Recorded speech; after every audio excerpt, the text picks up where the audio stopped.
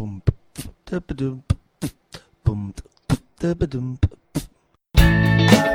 guys, Chris Peach here, and welcome to the Money Peach podcast. Hey, do you remember growing up learning how to handle money?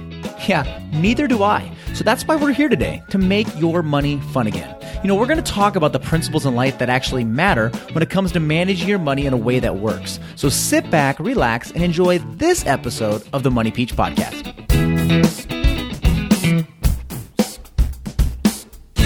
Before we jump into another amazing episode of the Money Peach podcast, I want to take a second to talk to you guys about my free live training event, Stop Living Paycheck to Paycheck and Just Live. Join me each week on this live webinar where I show you the 4-step system we use to go from living paycheck to paycheck to later paying off $52,000 in debt in only 7 months. And as a bonus for joining me on this live training, I'll be answering any questions you may have during the live Q&A session at the end. So head on over to moneypeach.com/webinar to get registered. What's up, everyone? Welcome back to another amazing episode of the Money Peach podcast. I'm Chris Peach, and this is episode 42. Now, on the show today, I'm bringing on a friend of mine, successful entrepreneur, George Laughton. Now, George is absolutely crushing it in the real estate space. So I wanted him to come on the show to talk about what he does differently as far as business. How does he lead a team of over 30 real estate agents to have them produce at an extremely high level? How is he proactive when it comes to market shifts? And how is he proactive in business in general? And how does he and his wife stay married while running such a highly successful business? Now, before we get started, I want to tell you this because he will not tell you this, but George was the youngest person ever to be inducted into the Remax Hall of Fame. He's also the top 1% agent in all of the United States. He is remarkable, to say the least. Now, he came on the show after a little bit of arm twisting for me. He comes on the show. He's going to share with you some of his morning routines, the tactics, the things he does that I ask him, why doesn't everybody do this? He's going to share with you a lot more than that. So without further ado, let me bring on my good friend, successful entrepreneur, George Laughton. All right, George, thank you so much for coming on the Money Peach podcast. Been trying to get you on this show for a while.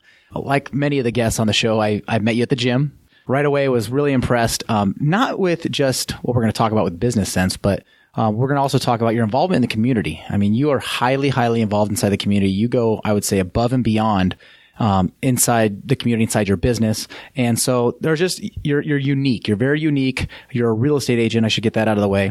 So we're going to talk about all of that, but nothing was handed to you. I know we've talked about this before. You've had to work for everything and you've had a lot of success along the way. So those listening to this are thinking, what makes George tick? How did he go from where to where you're at today? And how can we mimic that, maybe replicate that in our own lives?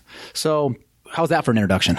That's great, man. All right. I love it. Yeah. So tell us a little about yourself, who you are, what you do for work right now, and we'll just go from there. Okay.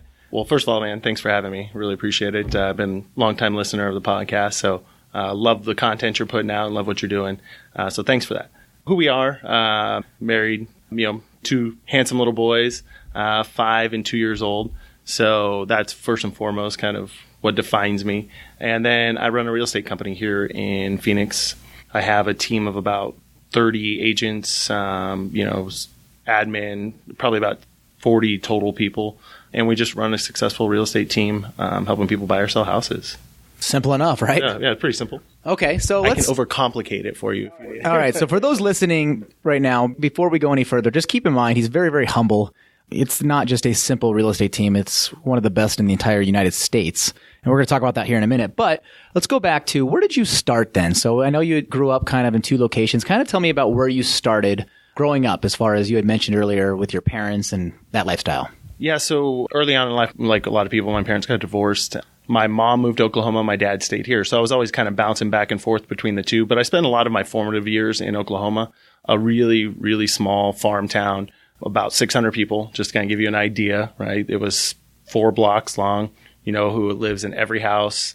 and who lived there before them. What was the name of the town? Freedom, Oklahoma. Okay, Freedom, Oklahoma. Now we have to look that Home up. of the biggest open rodeo in the West. Really? Everybody wants to go out every August, third weekend in August. So I get invited back every year, but my wife won't let me take her for our 1 week vacation a year. No, Yeah, she opts for St. Thomas. So absolutely.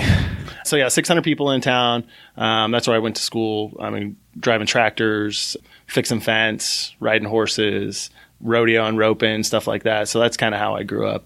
Got away from that, a lot of hunting, a lot of fishing and stuff, but graduated with 13 people in my class. So yeah, it was a really, really small town. So you had 13 people in your graduating class. 13 people in my graduating class. Okay. And I already know the answer, but I know you're humble enough you're not going to say it. Where did you rank out of your 13? Well, I was valedictorian, but... which is kind of like, there's like 13 people. So you just don't quote the stat on how large the class perfect. was. You just say, no, I was valedictorian. Nobody argues that. I still got an academic scholarship, Heck right? yeah, you did. So there's that. Okay. So speaking of academic scholarships, then you're valedictorian of this enormous high school of 13 graduating class, right? You get a academic scholarship then for being valedictorian, correct? Correct, yeah. So where did you end up going to college? I got accepted into Oklahoma State. Which is in Stillwater. Stillwater, yep. Mm-hmm. Just business management, basic, but, trying to knock out my basic classes to start. My mom usually let me do she let me experience things. She let me fail. She let me try to do things on my own. So I actually, signed up for all my own classes, did all that, and I did it completely wrong. Like I had a 7 a.m. algebra class that I never went to. Okay, so you're a freshman in college in Oklahoma State. Yep. And so valedictorian shows up to school, and does it sound like you bomb? Yeah, I lost that scholarship in probably about 3 months. Okay. Yeah. All right, so you lose your scholarship to Oklahoma State. What's your next step from there? I vividly recall that I'd moved in with a buddy, was sitting on the couch one day, hadn't told my mom that I basically wasn't going back to Oklahoma State. It was probably too big of a transition from a graduating class of 13 to Stillwater, even, it's not a huge university, sure, but it was still kind of a lot. I'm sitting on the couch in my buddy's apartment in another town, and the phone rings to the apartment. I didn't have a cell phone at that time, and it's my mom. Sure. She's like, I go, hello? I'm like, yeah, that's what I thought. So my mom worked for a salt plant at that time. So she's always been a hard worker, up at 4:30 in the morning, at work at 4:30 in the morning half the time. Really? So she worked at what was called a solar salt plant for Cargill. Basically, I had to go work for her at that point. So I was driving tractor again, reclaiming salt production, like salt pellets for water softeners and stuff. So I did that for like 3 months until I got accepted down in Texas. So I got a job down there and was kind of following some right-of-way work with the gas pipeline. And then went to school. So when you say down in Texas, were you going to school there as well? School, yeah. I went to a junior college for a little bit, then University of Texas. Okay. And was doing right-of-way work for a pipeline. So it's basically like running title. Every railroad, or at that time we were running a fiber optic line from a 100-mile track south of Waco. And you have to go find out who owns these little pieces of land and ask them if you can run your fiber optic line along an existing easement. So I was running title at courthouses and stuff like that. And that was kind of my first little peek into the real estate world and land and all of that. Did you get a lesson in how to run title? And is that what you've learned from there? Did you take anything away from there at that job? Yeah, I mean, there was a lot in, identifying who the true property owners are, understanding how that works. But every state's different. Mm-hmm. But I did get to talk to landowners and get to talk to people that in negotiations, like for instance, if you're running 100 yards across somebody's land, everybody gets paid differently. You have that starting price, but there's a counter offer. So you're negotiating these prices? Not when I started out, but by the end of that term I was. Yeah. So how old are you during this process here? 19, 20. So 20 years old in that range there, you're negotiating. By the end of it, yeah, I was 19, 20. So at 20 years old, you're negotiating some big money contracts here. Bigger for a 20-year-old. Yeah, yeah. What kind of income were you making during that time, if you don't mind me asking? I thought I was rich. I was making right around $75,000 a year. At age 20? At age 20. And you're a student? I'm a student still. Okay. Yep. But part-time student. I wasn't going full-time at that time because I was making $75,000. But then I realized that it was it's project work, so it's feast or famine. Really, you move from one town to the next, wherever the project is, and that wasn't the way of life that I wanted. And so that's when I decided to move out to Phoenix. My sister lives out here. She had a baby. Like, I'll go out there and check it out for a little bit. that was 17 years ago. So did you finish school at Texas then? ASU. I came back and finished out. Well, so you came to Arizona State. I'm a Sun Devil, so that's why I had to bring it up, right? So nice. You're at ASU. Tell me about graduation. ASU graduation? Yeah. Well, I wouldn't know. I went to a couple. All right. Graduation parties and whatnot, but I actually got full-time into real estate when I had about 16 hours left of school and ended up never graduating college. Okay, so you're 16 hours away from graduating, and you decide, I'm going to leave school, I'm going to go full-time into real estate. I don't think it was that conscious of a decision. It was, I'm going to take this semester off and save up some money, then come back, and I just never went back. So you had some success. Yeah. Well, yeah. So the reason why I bring that up, George, is over the last couple interviews we've done, there's a common theme that a lot of the most successful people that I've interviewed on this podcast either never went to school, went to a semester of school, or never graduated school. And so before we go any further, I just want to say I am not anti-college education. All right. I think a lot of people feel that I'm preaching that you shouldn't go to school. I just want people to understand that school does not equal success. You still have to put in a tremendous amount of work. And I think a lot of times what happens is people lean too hard on, if I don't go to college, I won't be successful. And I feel like that's so far from the truth, it's ridiculous. And so I want to throw that caveat out there because I received a lot of emails over the last couple of weeks about this saying, you're anti-school. What is your take on that? Well, I don't think you need a degree, obviously, to be successful. Mm-hmm. I think you should always be learning. I think that education is crucial, but it doesn't necessarily have to be tied to a degree. I'm always learning. I'm always reading a book. I'm always listening to podcasts. I'm always listening to audiobooks. It's almost to the point where, like, my kids, they don't like riding with daddy because the car doesn't go forward unless I have an audiobook on. University on wheels. Exactly. Yeah, right? Like, absolutely. I think I'm with you in that sense that people put a lot of weight in degrees and some people lean back on it or think that that's what they need to do in order to advance in life. And that's just not true. It's kind of ironic that a lot of these people that I've been talking to run very, very successful businesses. They're entrepreneurs. Some of them retired in their 30s. And college wasn't the answer for them. College was a tool, but like you said, education's education. You don't have to go to university and go deeply into debt to get that education. Yeah, 100% agree. Okay. So I wanted to get that out there because we've been dealing with this. So I want to back up a little bit. All right. Tell me about bartending. Because when you and I first started hanging out, I saw you tossing bottles up in the air and flipping them and doing all these things across your back. And I'm like, what in the heck? Where did this come from? And then I found out you were a bartender. Yeah, so that's how I worked my way like through early years of college and, on into real estate too, was that carryover for the income once real estate started booming. But both my wife and I bartended for all through ASU days. I was bartending. So, yeah, I did some of the flair shows, flair competitions. I've been known to hang out in a bar or two, but what I always told my friends and before Jen and I got together was, not only it was a way to meet girls, really is why you got into it, right? Like It was fair enough. I'll just be honest. Yeah. Every girl in the place eventually had to or needed to talk to you at some point. So if they wanted a drink. Yes. So that was kind of my theory in originally going into bartending. So, but yeah, Jen and I, that's how I met my wife. She was a bartender and I was a bartender. She came in and ordered, some shots and tipped me ridiculous amount of money. And I was like, man, I want to. What was that amount of money?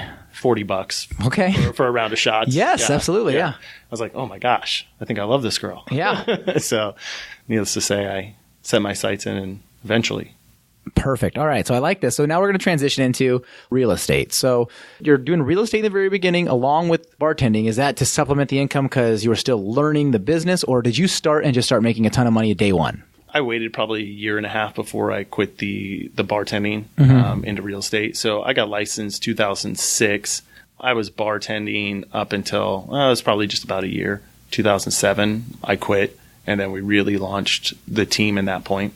Okay. So your team is you and your wife in the very beginning? Yeah, in the very beginning. I also read a lot of books, so I was quick to get the things off my plate that I didn't want to do or what I wasn't good at. So we hired a TC pretty quickly, administrative assistant fairly quickly after making a little bit of money in real estate. Okay, so you're making a little bit of money, not crushing it in the beginning, right? You're still going through the hustle. 2006, my first year, I did 13 transactions. I think I net 55 grand. Okay.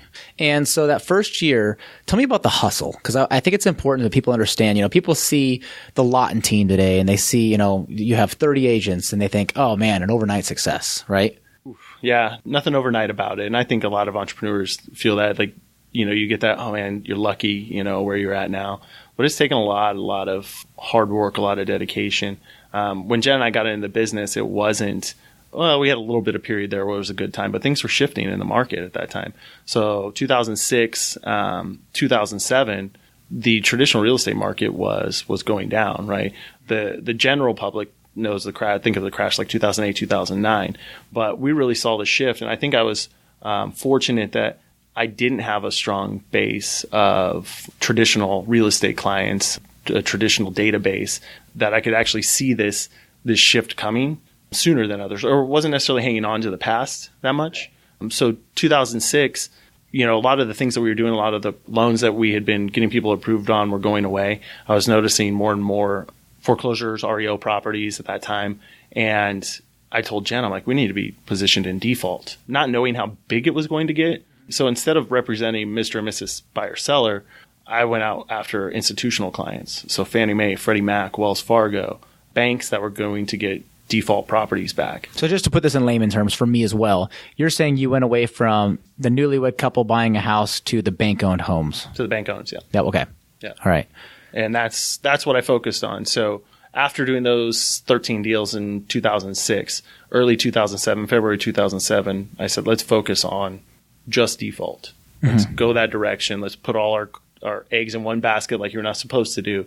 And let's go after it. We were so new in the business, it didn't really matter. I didn't have that many eggs anyway. So you were risking a lot, but you didn't have a ton to risk. Yeah, there wasn't a ton to risk. We had saved up bartending. We'd saved up about 50 grand at that time. Really? Yeah. So you saved up 50 grand cash? 50 grand cash, yeah, bartending. Okay, so I want to focus on this for a second. All right, so you were starting your business in real estate, right? And so instead of starting it broke, you hustled and saved up $50,000 between the two of you and just had this to the side.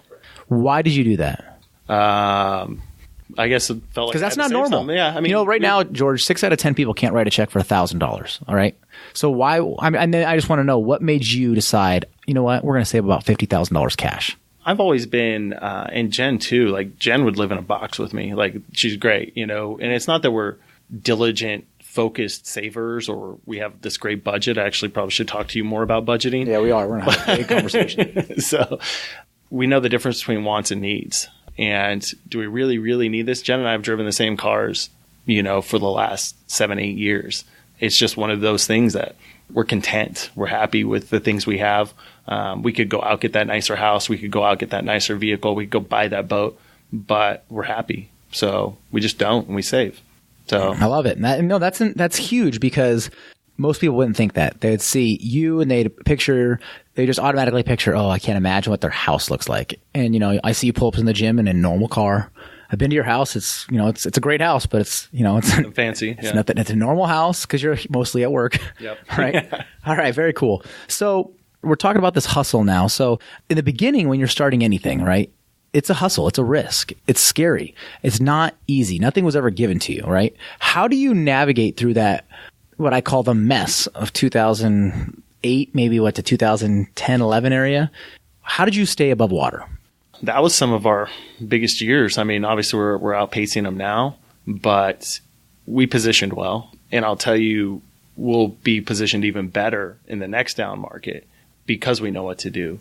We made some good money then. We were able to save up some good reserves, but we'll get rich on the next one.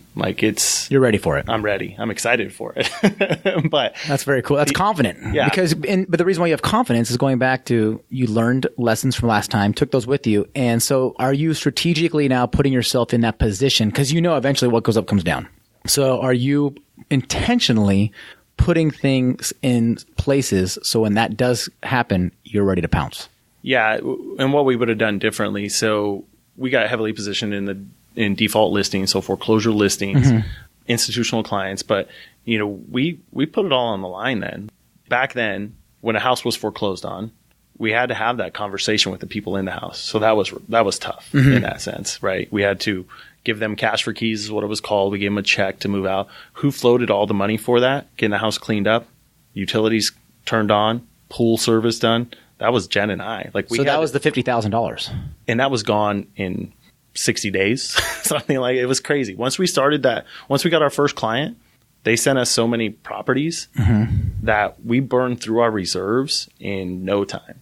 Wow. Yeah. At one point, the highest, I think, between myself and a business, we brought on a business partner.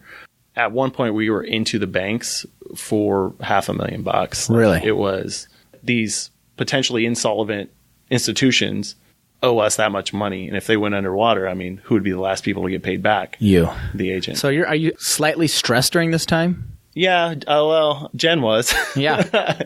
We were close to missing a couple mortgage payments, but it was right there at that tipping point. Like it kept on bringing in new inventory. So you could see, I'm like, babe, just wait. This is going to tip. I promise you. This is all going to tip. And as long as this keeps coming in, as long as the new inventory keeps coming in, we'll keep paying out.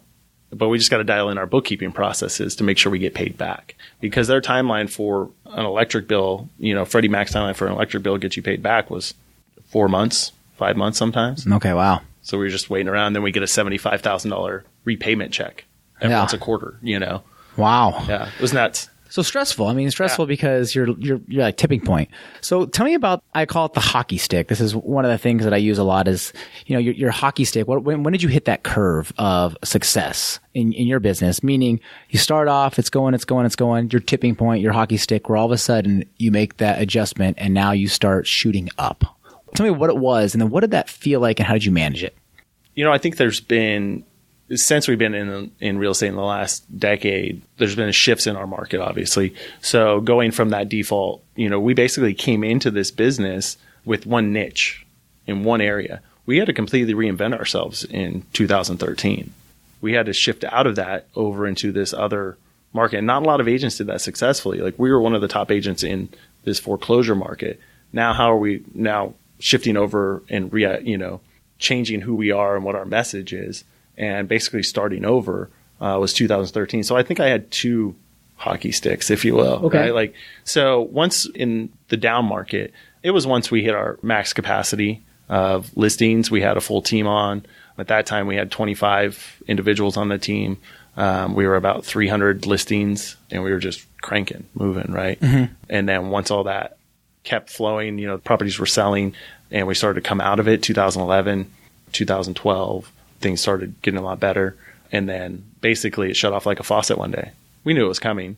Were you geared up for it again? Ready. Yeah. Okay. I knew once it shut. So we had an office in the central corridor at that time. And that was strategically positioned to be, so the way that banks assign properties was based on radius to your office. So in order to get the most bandwidth, the widest area, if we were centrally located, then we could hit most of the valley if it's a 15-mile radius, right? So that's what we did. Once that was over and we moved back to the traditional real estate, I want to be back where we're from, Northwest Valley. And we shifted up here and then created a traditional team because it looks a lot different. The team we had before was very administrative based. So it's a different personality profile. You're dealing with banks. And the people on the staff are processing essentially, right? So it's a very different personality profile than sales. So we made the conscious decision to dissolve that team, move up here and basically start over. So, and that's what we did. Okay. I didn't know that. That's really, really impressive. So you basically almost started over like a whole new business when you built it up in the beginning. And I wouldn't call it, so a couple of guys in the podcast talk about their extreme failures and what they learned from that. I don't think you've ever hit extreme failure. I think you just were smart enough to pivot before there was failure. Because like you said, a lot of agents didn't come out of it, right? They were so institutionalized with the down market and all of a sudden it goes back up and they don't know how to adjust for that. Well, that's it. I mean, adapting quickly, even if you have a massive ship that you have to correct. Like if I've got to correct this whole thing, like I know I could do it and I just got to sit down and bang it out in a week. You know what I mean? Like if that's what's got to happen, you got to adapt quickly or you're going to be left behind. And that's what we do. Like we just adapted. Jen and I moved back in. We moved our office in our house from having a office, on the third floor at 16th Street in Northern for the last number of years. Said, okay, we're shifting. We go back here. We bring our assistant with us, and that's it. And we start over. One agent came with us, Jason Sequeira, and so wow. So you did start over. I mean, It was like reinventing a whole business. So you could say this is the Laughton team 3.0. Yeah. I guess that's a good way. Okay. And if you do come up with that, I need royalties on that. Okay, deal. Are you tired of living paycheck to paycheck? Are you lying in bed awake at night wondering how you're going to pay the next bill? How you're going to save for kids' college? How you're going to pay off that debt? And when are you going to take that dream vacation that you guys have been talking about forever? Well, stop worrying about it and head on over to awesomemoneycourse.com and see why students all over the world are now taking back control of their money. They're now in the driver's seat of their financial future. awesomemoneycourse.com. awesomemoneycourse.com. You haven't mentioned this. I'm going to mention it for you. So you have been labeled the top 1% agent in the United States of America, and you're the youngest real estate agent ever to be labeled into Remax's Hall of Fame. Why is that? Well, we got there quick. I think a lot of it was the numbers. To get into Remax Hall of Fame, it's based once you hit $8 million in commissions, then you're in the Hall of Fame. I hit that in my first 2 years in the business. Okay. So the quickest and one of the youngest to hit the Hall of Fame. So I guess I should ask the question better. Why did you get there and the same agent or the same agents that you went through real estate school with didn't? Focus, a lot of it, routine, sticking to that. So, during the thick of it, Jen and I have never been scared to work. I mean, we were basically doing a rotation on shifts at that office at 16th Street. We had a futon. We would sleep in the office. No kids at that time. It was high-fiving sometimes on the way out. She's a late night person. I'm an early morning person. She would go till 2, 3 in the morning. I'd be up at 3 in the morning, high-fiving on the way out, or staying there, sleeping there, and getting up and doing it all over again. And that's what we did we didn't take a vacation for 6 years, man. We didn't get to enjoy a lot of the things that we were doing. And honestly, maybe this is what I should have stayed in college for, but I didn't know how to do a P&L. I didn't know balance sheets. I didn't know any of that stuff. So I wasn't even sure we were making money other than the money in our account was going up. So it wasn't until after all that kind of slowed down that I became a bit better business person. And once I learned I had to get my money back from those banks too, it made you learn accounting a little bit more. Now, how did you learn? Obviously you didn't learn it in school because you're 16 hours short and that wasn't your degree anyway. But where did you learn to do, P&Ls, and where did you learn to manage a business, run a business, grow a business? Where did you learn to lead 30 agents to become successful themselves? Where did you learn all these traits?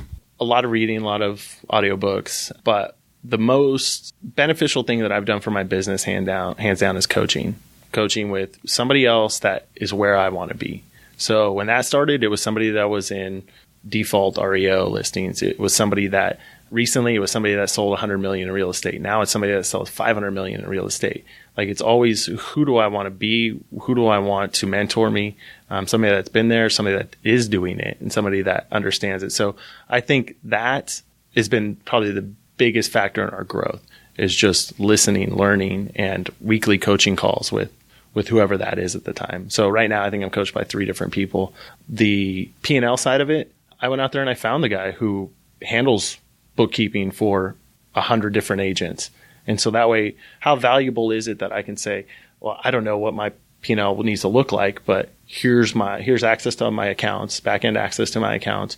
You go in there, let's scrub the information. I'm going to do a 1-hour call with you every month, and we're going to go through my P&L. And since you do 140 other agents, tell me what I look like next to these other agents. And then the guy now, we've grown together. He now has, thousands of real estate agents and other agents that are top producers within the country that he handles P&Ls for, all their bookkeeping. So I can sit down and say, okay, what does my expenses look like compared to agents that have the same size team as I do? What does it look like on my cost of sales? What percentage should that be? Where can I add? Where should I subtract?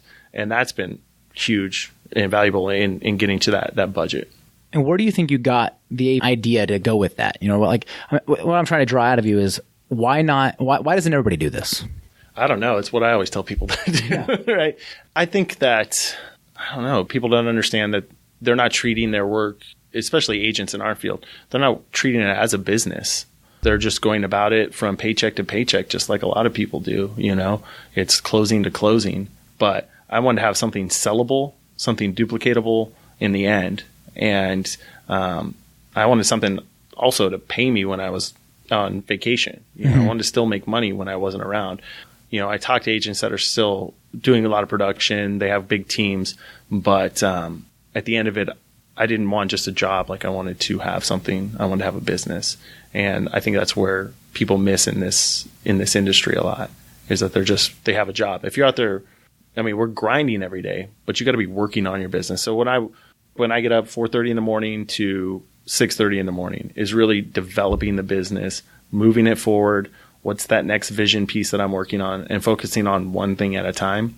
And so when I get up in the morning, the first thing that I do is I open my journal. I don't work out in the mornings, I work out in the evening. So you do a daily journal? Daily journal, daily log, daily gratitude.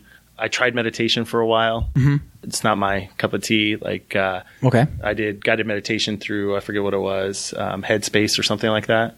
And to sit there and not think for 10 minutes was for some people, it's really, really hard. Yes. So you do a journal every single day? Journal. I start out with, I write my one thing down at the top of the page. My one thing being, what is the one thing that I can work on today that makes everything else easier, or, that I can advance the business in. So that's the top of the page. Would you mind, just for listeners' sake, giving me maybe an example, if you wouldn't mind? Yeah. Right now, I focus on higher level production stuff. So not just the one buyer or seller. What's the channel accounts, what I call it. So what's the account that I can land today that is going to bring us continued business? A lot like a foreclosure account, but today that's a builder account, something along those lines. And so now let me ask you this. The one thing that you're putting every day at the top, is it the same usually every day then while you're working on it, or is it different every day? It's the same every day until I move that forward. Until you move that forward. So the one thing, what am I focusing on? Okay.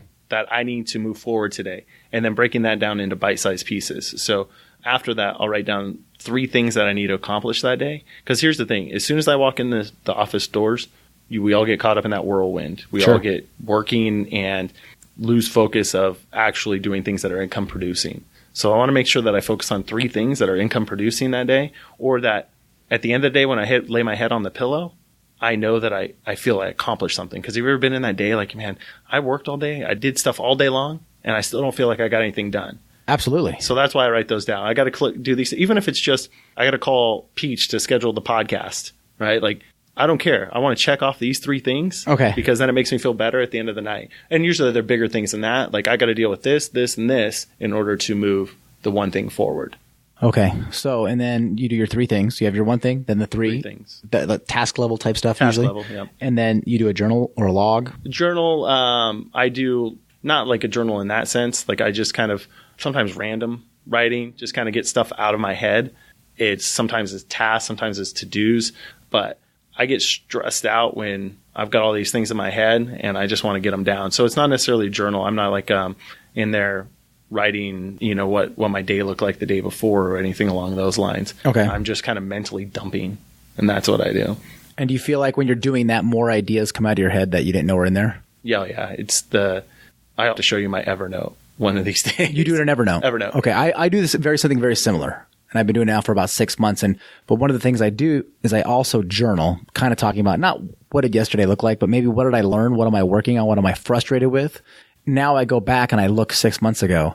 Sometimes I feel like I haven't had any success, and then I look and go, yes, I have. Look where I was 6 months ago. It's kind of a reminder. So let me ask you this. Would you be willing to do this? And you can say no, but you're on the podcast, so I think you're going to say yes. Can we put together a PDF cheat sheet that looks kind of like your morning routine? And we'll put it on in the show notes and the links, and so people can get started with it. Because I think they're envisioning what you're talking about, but why not just give it to them? Yeah, I've got a pretty good one I'll share with you. Okay, cool. So you've heard it. There'll be show notes or there'll be links to the show notes, and that'll be in there. There'll be a free PDF download on how George starts off his day. So, all right. So let's see here. I remember we were talking one time, and you told me about your philosophy on no. So when somebody tells you no, that was never good enough for you. And I remember you were telling me like no just means, and I'll let you finish. Yeah. Well, no to me, I guess I just don't hear them a lot of times. Like I just kind of breeze right over it. And it depends on what it is, but for the most part, they're objections. Mm-hmm. It's an objection. And sometimes people's knee-jerk reaction is to say no to things. One of the things, another book I read, that just say yes, like commit to things. But when somebody tells me no, I just try to push harder. Like I'm focused on getting them to that yes. When somebody tells me we can't do something, it can't be done. I mean, just yesterday I had to jump in and help out with getting a transaction closed. That was the first step in closing 4 other transactions. Sure. And here it is, the final hour. Like we can't do anything after the counting closes, and we're at 4:45 and we still got them all done. Like, it's just one of those things, like, everybody else says no. I'm like, no, it can happen, guys. I remember you had told me, you're like, for me, no is just, okay, a no means I didn't explain it well enough. I didn't ask well enough. So I just need to ask a better way or find out a better way to explain it, because there is a yes involved somewhere. I just got to find it. Just got to turn it around. Just got to turn it around. So I like that, because I was thinking, so many times, knee-jerk reaction is to hear no. So if you're in sales, you're doing something and you hear no, your take on it was, well, all no means is you didn't explain it well enough. So how do I need to explain it better to get to that yes? Because it's there somewhere. It is. And it's just, you got to keep searching for that sometimes. Okay. So that was something that I thought was really cool. What is your take on community? Because I've been involved in a lot of your community events. You sponsored a 5K last weekend. I've been to where you rent out a movie theater. You do that for, you invite a bunch of kids. You do blood drives all the time. And I've been where you rent out an entire restaurant for a community event. Why do you do those things? Jen, my wife, has a huge heart. Like, she does it without even thinking twice. It's not for any other reason than that's the kind of person she is. She makes me a better person in that sense. So I would like to sit here and take credit for it, but we probably wouldn't get a lot of blood drives done if it was up to me. Jen's the driving force behind that. So what I look at and why do we do it? Usually when I look at things, it either has to be profitable or fulfilling, right? Is what I always say. Once you start giving back, that's really when you kind of start feeling more fulfilled. And that's what these events, being able to help change people's lives, not just in the charity events, but, agents, like the people that we bring onto the team.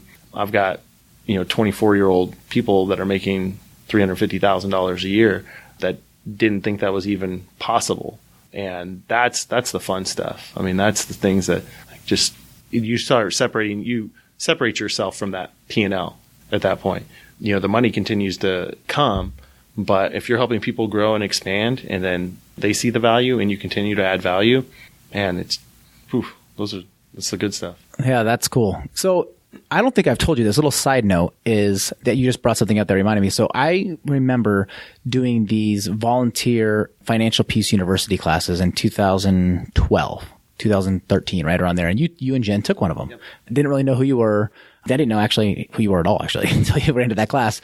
And so I did one of those classes, and I ended up doing 5 of these classes. And then it turned into one-on-one coaching at my house, where people were coming over to the house for dinner, and I was just helping them create a budget, pay off debt. And I had no idea that it was a business idea, right? I wasn't even thinking along those lines. It was kind of fulfilling. When you help somebody finally stop living paycheck to paycheck or pay off debt, it was fulfilling to me. And I remember you had asked me, you said, hey, I've heard that you started one of those classes and you've been, helping people at your house. And I said, yeah. And then the next question you asked is, so when is that going to be your next business? And I remember the light kind of went off in my head going, yeah. So to your credit, you don't just help real estate agents develop to be real estate agents. That was probably the kick in the pants. That was, because it wasn't even in my mind before that. Yeah. So this was in 2014 that you probably said that to me. And Money Peach was started in 2015. Yeah, about 4 months after that, I started from a kitchen table. But the long story short is, it was I shared this with somebody else on the podcast before, but it was George Laughton that said, so that's good that you're providing value and helping people. Sounds like it's a business. When are you going to turn it into a business? Well, let's say, identifying. I think it's being able to identify and act on an opportunity. Know when they're up, when it is, and what it is, and being able to turn something into that is fulfilling and you're passionate about into something that is profitable, an honorable profit. There's nothing wrong with that. Absolutely not. Okay, we're wrapping up here. There's one other question I wanted to ask you about, because I think you're also a master of it.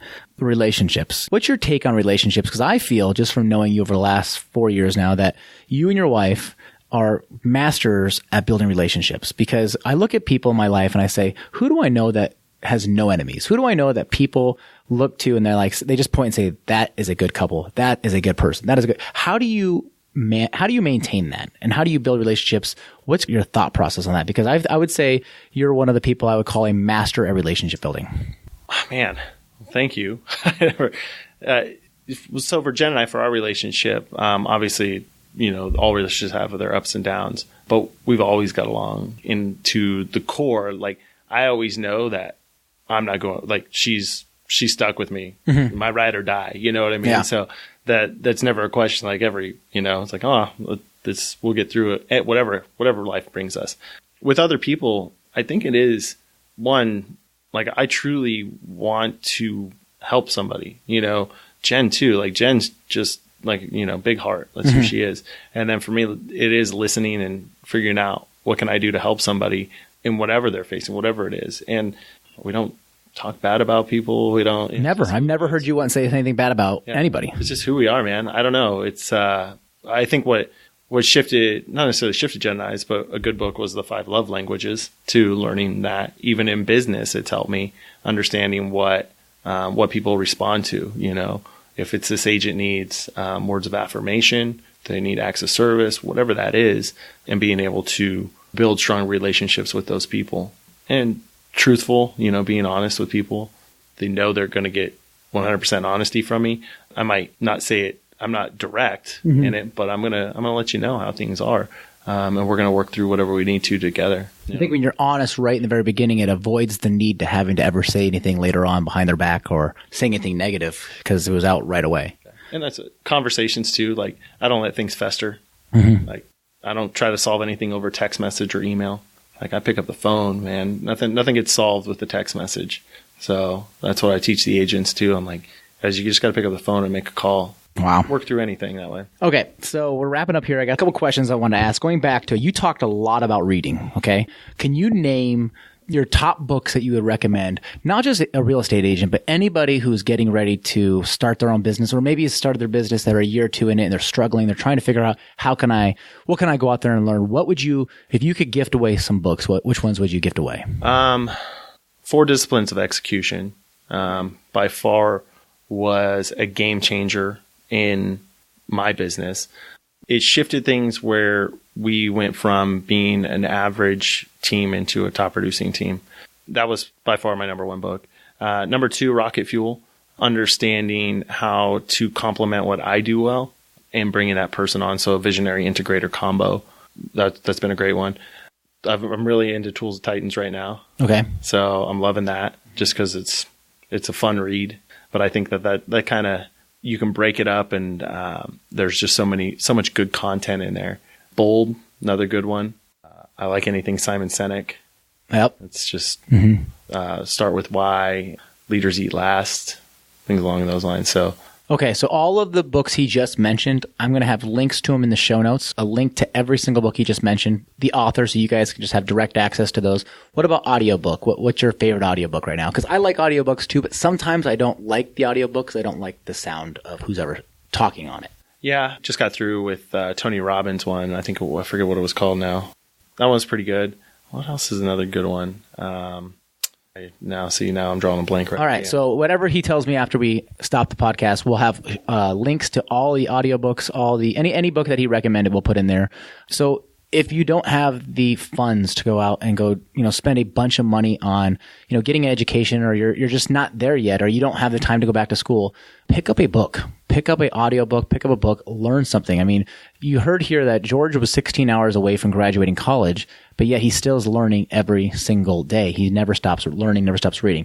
All right. So lastly, George, a couple things. Are you a coffee drinker? Yes or no? Yes. Okay. Choice of beer. I go to Stella a lot. Okay, Stella. When you were a bartender, what was your favorite drink to make?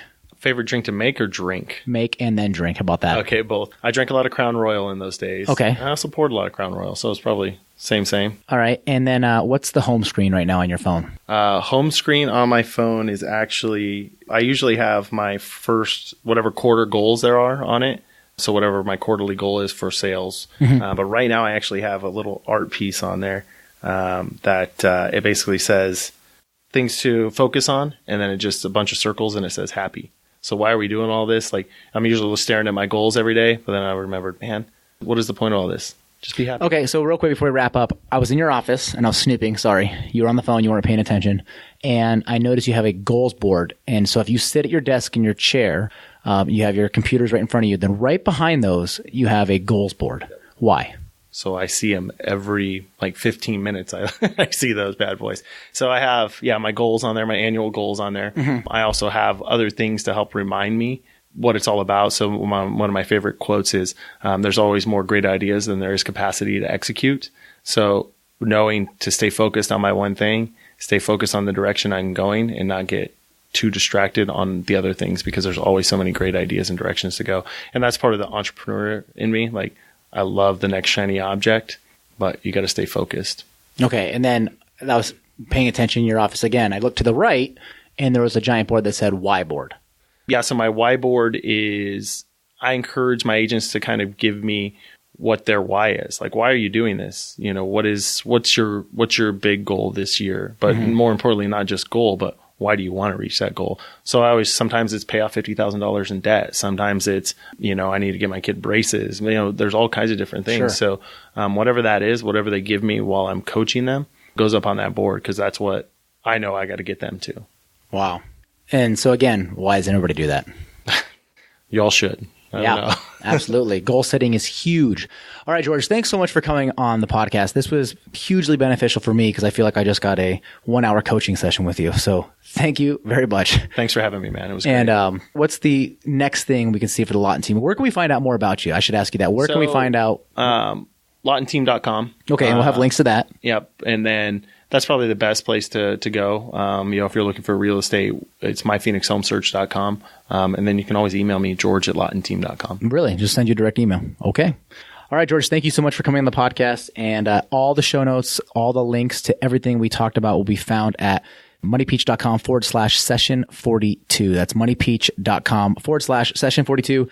Thanks again, George, for being here. And we'll see you guys next week for another amazing episode of the Money Peach podcast. Take care. See ya. And just like that, we wrap up another amazing episode of the Money Peach podcast. All the links, all the show notes, anything George or I mentioned during the episode can be found at moneypeach.com/session42. That's moneypeach.com/session42. Special thanks to my producer, Steve Stewart, and my assistant, Kayla Sloan. Without them, this show would not be possible. We'll see you guys next week, same time, same place, with another amazing episode of the Money Peach podcast. Take care.